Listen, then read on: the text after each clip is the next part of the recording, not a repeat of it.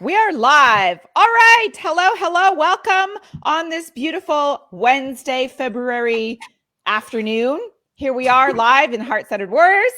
And today, Renee and I are going to talk about atomic habits, or basically, habits. And that's, how we move forward. Habits kind of create everything and leave us with the result of who we are and what we do and why we do what we do, right? It's based on your habits, good or bad. I always remember when I first moved to Edmonton, my husband at the time, he would always drive a different route. If we were going to the grocery store, if we were going to the bank, like to kind of navigate and learn where we were. And I hated that. I was like, oh my God, like we have kids. And for me, I was just like the shortest way possible, point A to point B, like, let's just go. But in hindsight, as time went on and we lived there for 5 years, I was so happy that he dicked around and took the time to navigate and drive all these different ways, because then I got to see the city and I got to find alternate routes, and then I wasn't lost. And I was like, okay, that makes perfect sense. And I learned that now, living in New Brunswick, of course, you just want to get your A to B. So I know how to get to the store and get home. But now I know all these different shortcuts. I know how to, maneuver around the whole city. So it makes sense. And so those new habits helped me expand and become a better person and kind of broaden my horizons. So I'm going to do a lot of talking right now, and then and then Renee will do some talking. We are sharing in this live today, but I think we all know that I talk louder, at least for right now. So talking about atomic habits, you probably noticed, or if you didn't, I did make a post earlier this week on, habits. And it was making sure that, if you're starting a new habit, you have to make sure that it's obvious, attractive, easy, satisfying. And then you are able to, try this new habit. So I'm just trying to summarize this in my head. So I guess what I want to say is let me ask you a question. Let me back this up.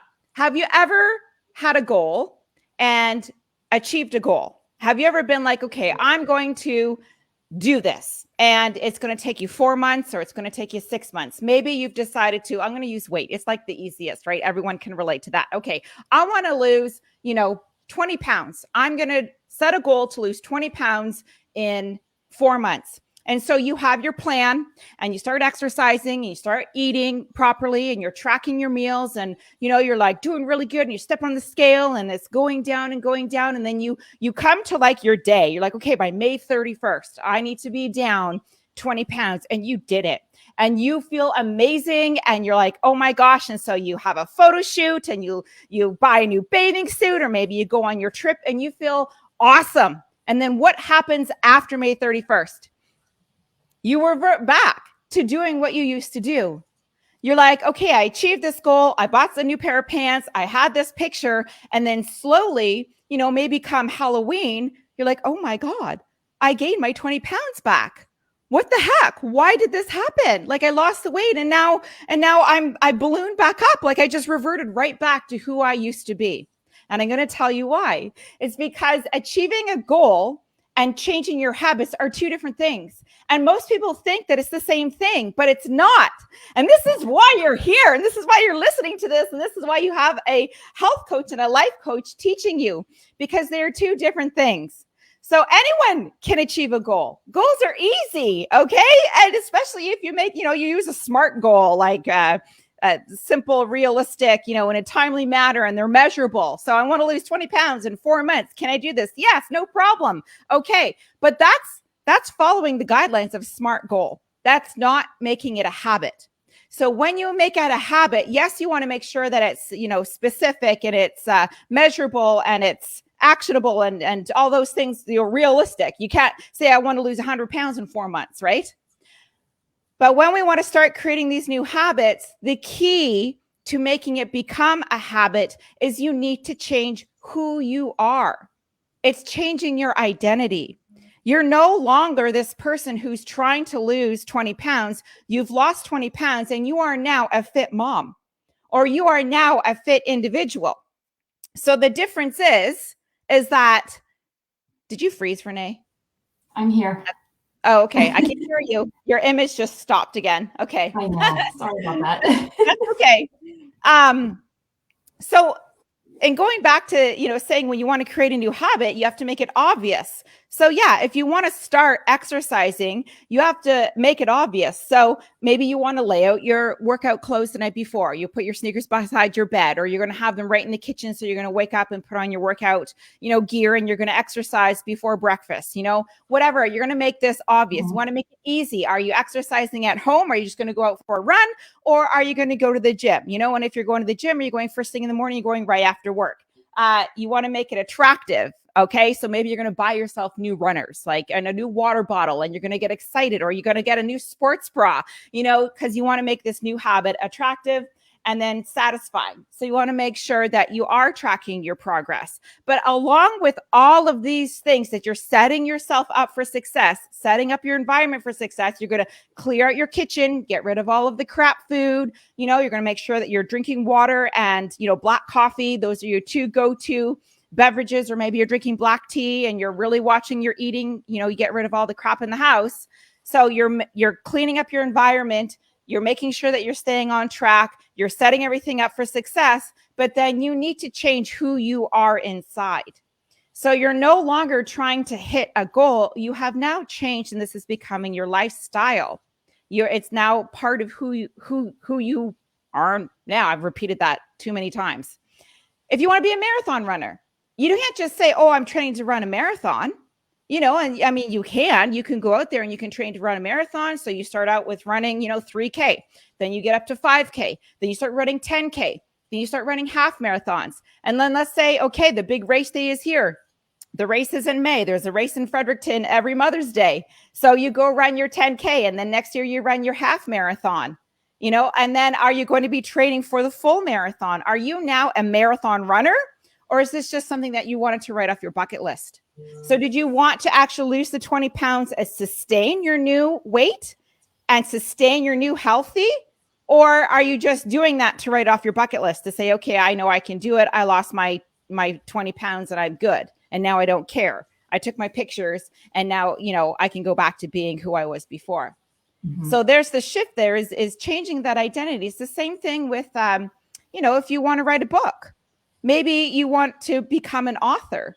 Well, you can say that you can write, 3 pages every single day. And you can say, I'm a writer, I'm a writer, I'm a writer. And then you're going to continue to be a writer. But what is the difference that changes your identity of who you are being, where it makes that shift of becoming an author? You're no longer a writer, you are an author. And so when we make that identity shift, when we make that change, that's when the habits stick. And that's when we become a new person. So my question for you is, who do you want to be? What kind of a mother do you want to be? What kind of a woman do you want to be? What kind of an employee or manager or entrepreneur do you want to be? And then are you constantly making those habits to be that person?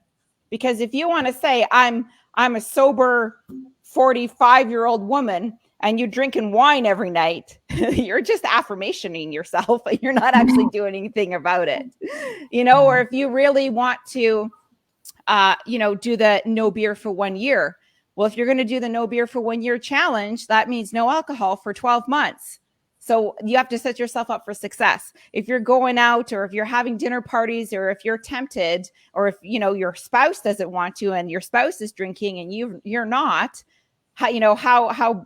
how much is your determination turned on? Yeah. So are you someone that does not drink anymore? Or are you going to be like, this is too hard, and I'm just going to sit down and have a beer with you? So how badly do you want that change in your identity? Because if you want it bad enough, then you are going to stick to these new habits. Yeah. That's an interesting point too, because how bad you want it kind of leads into motivation. And I think motivation plays a role in getting to your goal, but you have to get to the point where it's not just motivation that's pushing you forward. It has to become your life. So if you're reaching your goal of losing weight, by the time you lose the weight, you're motivated to get there. But afterwards, you need to turn that motivation into just what happens, who you are and what you are. So that's another way to say it as well, because you can't just keep being motivated your entire life to get it going. It should be a part of your life. It should be, I think in the beginning, motivation plays a huge role, and then it has to peter off and go into, this is who I am. So like you said, it's an interesting concept for sure. And it's how it works. And I think one thing around developing habits is you have to develop habits that are actually doable, that are small, right? You can't just take off, let's take the marathon. You're not going to go out and run a marathon day one. You're going to build up to that, but you're going to make the habit of getting, like you said, getting your clothes on the bed. So you're getting up every morning if that's what you decided to do, and you go out and maybe you do 1K one day, and then you do that for a few days and you get used to doing 1K, and then you add another half a K or a K. Or I don't know. I'm not a runner, so I wouldn't, I'm not the best, but yeah, you're not going to go right away, because it's not going to work. You'll fail. You'll be disappointed. So the habits have to be achievable, doable, small, and they have to build on each other as well, especially if you have a big goal in mind. And I don't want to say goal because we're talking goals, and you want to be able to go beyond that goal, but yeah, for sure. So I just want to rewind. I want to interrupt for a minute, because the motivation part, so human beings, us as human creatures, like our motivation is usually statistically, we have a motivation, self-motivation of 2 weeks. Okay. Usually we can be motivated for about 2 weeks, maximum 5 weeks, usually around the 5-week mark. That's when you're like, okay, am I seeing any results? Do I really want to keep doing this? You've heard that change is hard, staying the same is hard. So choose your hard. And usually it's either that 2-week mark or the 5-week mark where you really have to dig in and choose your hard. And that's where I say the identity change needs to have that shift inside your brain, so that you choose. If you're okay being the way you are, then then staying the same is okay. Then, stop wanting different if you've made it quite clear that it's okay to be who you are, right? If you don't need to be a published author and you just want to write for your kids to read one day, or you just want to write for fun and leave all of your journals unread, that's your choice. But if you actually want to be the published author, then you need to complete the book. Then you need to find an editor, and then you need to, choose if you want to go with having it published through a company, or if you want to do self-publication. So there's always all of these, choices and more of these things that you need to do. And with, starting out with your whole habits, I know just working with people, some people, we usually start with that morning routine, just get down that killer morning routine. And we talk about, moving 1% forward. Well, okay, I don't have a morning routine. I sleep in till whenever I feel like waking up, and then, or I'm flying out of the door as soon as my alarm gets off, and I keep hitting the snooze button, and I am so disorganized in the mornings. It's hard to get myself at the door, get the kids at the door. I have no idea what I'm making for dinner, blah, blah, whatever your story is, right? So if we could start creating small little habits for that morning routine, and a lot of people have had to switch their morning routines because of COVID.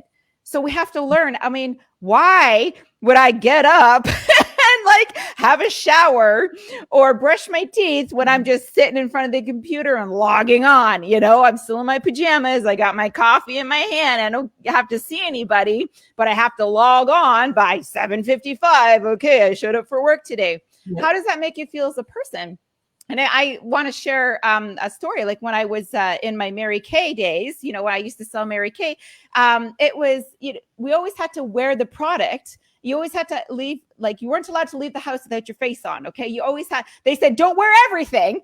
Don't wear all the colors, pick the colors of your day, but you never wanted to leave the house without having your skin look really good. And I like, that is instilled in me because it makes you feel good. I'm way more productive, and I would get compliments on my skin and my makeup. And it was an easy opener. People would always say, oh my gosh, I love your eye makeup, or what lipstick are you wearing? Or wow, your skin is so clear. And that would lead me right into, well, let me tell you about my skincare, that I sell, right? And go right into Mary Kay. So for me, I always like, yeah, I do. I still wake up and I want to have a Mary Kay day. Well, even if I'm just logging on, I will brush my teeth, wash my face, put my makeup on, and I am ready for my day. And I rarely, like maybe on a Sunday, will actually sit down in front of the computer wearing nothing but my sweatpants. I always have to get dressed, on camera or not. But it makes me feel accomplished for the day. And those are those little things that just make me feel like a happier, human being. And maybe people don't wear makeup. And I'm not saying that you have to wear makeup or do your hair, but if you brush your teeth and wash your face, put your deodorant on, brush your hair, have a healthy breakfast, maybe do some deep breathing or some stretching. When I say stretching, I mean just some deep breaths in and out. That's it. Just to kind of start your day on a positive note, getting that 1% habit in, starting with that morning routine. I mean, before we go into like running a marathon or becoming a bodybuilder, right? Like we can talk about that next. Yeah. But I'm just talking about that morning routine. And that's exactly what we do, right? As coaches, sometimes it's overwhelming for somebody to say, okay, this is what I want to do. I want to be a bodybuilder, or I want to be a marathon runner. I think everybody can sit down and sit back and say, okay, I see my path. I know where I want to go. But sometimes you need that help and that support to get you there, to say, okay, you don't want to take those big chunks. You want to take the little chunks, and you want to do them over time and build and build and build on those little chunks. And I think that's where we come in, and we can lay out the plan and the blueprint and everything, because that's how it works, and that's how you become successful. And so that's what we're taught to do and help people get through that, whatever the goal is, whether it's a life goal or a health goal or whatever, or fitness goal. It's the same, to be honest. No matter what the goal is, you still have to follow the same kind of blueprint to get you there. So I think that's really important. And it's also good to have support as well, and tell people what you're doing. If you really are looking to change yourself, you have to, as Katrina said, it's not just doing the affirmations every day. It's actually getting there to say, yes, this is who I am, and telling people who you are, not just yourself. You could say, hey, I'm an author, but you need to say it to the world. I'm an author. I'm a bodybuilder. I'm a marathon runner. Yep. And believe it, and follow through with that. Yeah. And the little chunks every day, like we definitely compound on top of those, but once you get it, and then it becomes a part of you, and you don't think about it. It's there. It's not something you have to think about anymore, because it's just something you do. It's almost to the point where if you don't do it, it feels odd. Yeah. Whatever that is. Like brushing your teeth, so here, example, my husband will wake up and he has to brush his teeth before coffee. To me, that's disgusting. I wake up and I have a drink of water, and then I have coffee, and then I brush my teeth. But he can't even have his first sip without brushing his teeth. So that, and that works for him, and whatever, our teeth are brushed. I actually know people that don't brush their teeth. But so that's just a little difference. Like, everyone's different, but you got to find out what works for you. And for him, like, he wakes up and he makes the bed. Like, before he even pees, he wakes up and he makes the bed. And that, that's part of our morning routine. And my rule is that he has to make the bed, is because he's the last one out, because I'm always up first, right? So I'm like, you're the last one in there, so you make the bed. So, but it makes a difference when you walk into that room and you have a nice made bed, and then it's easier, like, you feel accomplished, right? If the bed was always messy and always dirty, and we have dogs, then I don't want to sleep with dog hair and dog dirt, because they go outside and jump all over the bed. So if the bed is made, then it's not getting under the sheets, and it's nice and clean, and my room looks tidy, so just those little micro habits that we do every single day to make your day flow. to make you feel accomplished and to bring more joy. And I challenge you to, tidy up your house. Put, some flowers in the middle of your dining room. So when you walk out in the morning and all of the dishes are put away and you're brewing that, fresh pot of coffee or starting your tea and you have your fresh cut flowers and you're ready to start your day. And you're like, okay, I'm going to have my coffee and then brush my teeth. And then I'm going to wash my face and, put my workout gear on now that I'm all caffeined up. And now I'm going to do something. So are you going to, stretch, walk, run, lift, and then get ready for your day? Yeah. Or whatever. So, or maybe that's after work. Yeah. And what would be cool is like if you're watching this on replay or whatever, type in the comments. We would love to hear who you want to be, right? Who are you going to become? Yes. What is your new identity? Are you a marathon runner? Are you a bodybuilder? Are you an author? Yeah. Are you an entrepreneur? Yeah. And then tell us the habit you're going to start. You're going to start this week to get you to that identity. I think that would be awesome to see some of the answers. So basically the summary of this is to change your habits is to change your identity. How do you change your identity? You decide who you are. Like who do you want to be? And once you've made that decision and you've had that shift inside you, then comment below and let us know. Yeah. So I just want to remind everybody that Renee and I are still offering. We're going to be offering this, I don't know, until the end of time.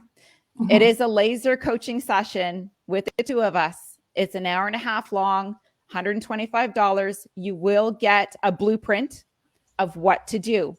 So if you're like, this identity thing is kind of cool and you really want to dig in, then you want to book that laser coaching session with us.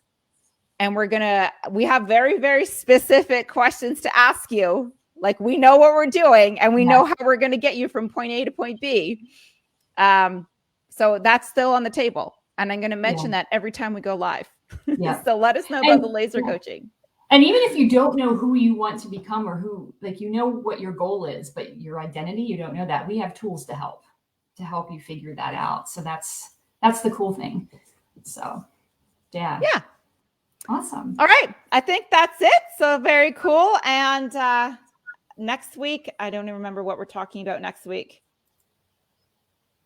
I don't remember. I know heart health is at the end of the month. I don't want to touch anything on. We're talking about stress next week. Yes, stress and stressors. Oh, that's exciting. So we thought we'd start with the habits and now we'll start with how to deal with the shit. The stress.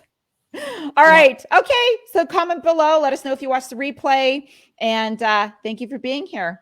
Have a great Wednesday. Hump day. Bye. Bye. Oh, and